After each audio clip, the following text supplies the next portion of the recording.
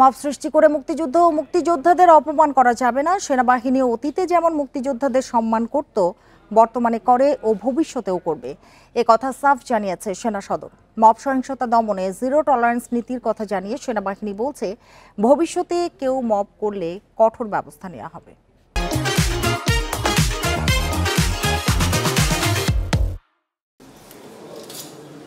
সোমবার দুপুরে আইনশৃঙ্খলা পরিস্থিতি নিয়ে নিয়মিত সংবাদ সম্মেলন করে সেনাবাহিনী। সম্প্রতি রাজধানীর সেগুনবাগিচায় বীর মুক্তিযোদ্ধা ফজলুর রহমানের বাড়ি ও টাঙ্গাইলে বঙ্গবীর কাদের সিদ্দিকীর বাসায় হামলার বিষয়ে প্রশ্ন করেন সাংবাদিকরা। আপনারা জানেন যে মব একটি সৃষ্টি হয়েছিল। জবাবে মুক্তিযোদ্ধাদের পক্ষে কঠোর অবস্থানের কথা স্পষ্ট জানিয়ে দেয় সেনা সদর। মবের বিরুদ্ধে জিরো টলারেন্সের কথা জানান সেনা কর্মকর্তারা। আমরা মুক্তিযোদ্ধাদেরকে সম্মান করি, শ্রদ্ধা করি, আমাদের অন্তরের অন্তঃস্থল থেকেই শ্রদ্ধা করি এবং এই শ্রদ্ধা সম্মান আগেও যেমন করতাম এখনও করি, ভবিষ্যতেও করব।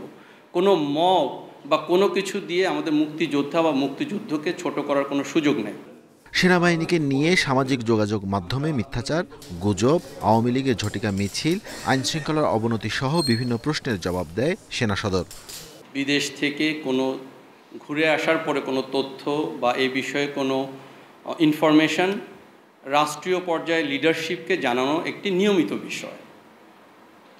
সেখানে যদি কেউ আসলে প্রোপাগান্ডা বা মিস ইনফরমেশন বা ডিস ইনফরমেশন সোশ্যাল মিডিয়াতে শেয়ার করে থাকে, এটা আসলে অনাকাঙ্ক্ষিত একটি বিষয়। গুম কমিশনের জন্য ইনভেস্টিগেশনের জন্য আমাদের যাদেরকে ডাকা হয়েছে সবাই গুম কমিশনের সাথে কথা বলেছে, সর্বাত্মক সহযোগিতা করেছে।